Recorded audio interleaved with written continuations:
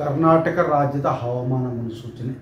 ನಾನು CS ಪಾಟೀಲ್, ವಿಜ್ಞಾನಿ, ಹವಾಮಾನ ಕೇಂದ್ರ, ಬೆಂಗಳೂರು. ನಾನು ಮುಂದಿನ 7 ದಿನಗಳವರೆಗೆ ಕರ್ನಾಟಕ ರಾಜ್ಯದ ಹವಾಮಾನದ ಮುನ್ಸೂಚನೆಯನ್ನು ಸಂಕ್ಷಿಪ್ತವಾಗಿ ವಿವರಿಸುತ್ತೇನೆ.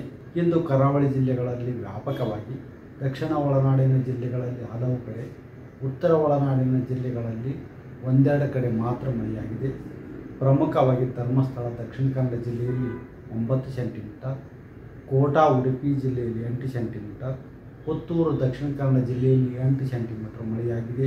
ಈಗಿರುವ ಹವಾಮಾನದ ಸಿನಾಪ್ಟಿಕ್ ಸ್ಥಿತಿ ಏನೆಂದರೆ, ಅರಬ್ಬಿ ಸಮುದ್ರದ ಆಗ್ನೇಯ ಭಾಗದಲ್ಲಿ ಲಕ್ಷದ್ವೀಪ, ಕೇರಳ ಹಾಗೂ ಕರ್ನಾಟಕದ ಕರಾವಳಿಯ ತೀರದಲ್ಲಿ ಸರ್ಕ್ಯುಲೇಷನ್ನು 5.8 ಕಿಲೋಮೀಟರ್ ಎತ್ತರದವರೆಗೆ ಇರುವುದರ ಹಿನ್ನೆಲೆಯಲ್ಲಿ ಅಕ್ಟೋಬರ್ 18ರಂದು ಈ ಭಾಗದಲ್ಲಿ ವಾಯುಭಾರ ಕುಸಿತವಾಗುವ ಹೆಚ್ಚಿನ ಸಾಧ್ಯತೆ ಇದೆ.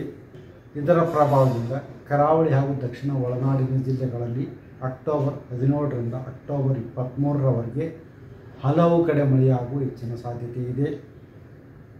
ಉತ್ತರ ಒಳನಾಡಿನ ಜಿಲ್ಲೆಗಳಲ್ಲಿ ಅಕ್ಟೋಬರ್ 17ರಿಂದ ಅಕ್ಟೋಬರ್ 23ರವರೆಗೆ ಕೆಲವು ಕಡೆ ಮಾತ್ರ ಹಗುರವಾಗಿ ಮಳೆಯಾಗುವ ಹೆಚ್ಚಿನ ಸಾಧ್ಯತೆ ಇದೆ.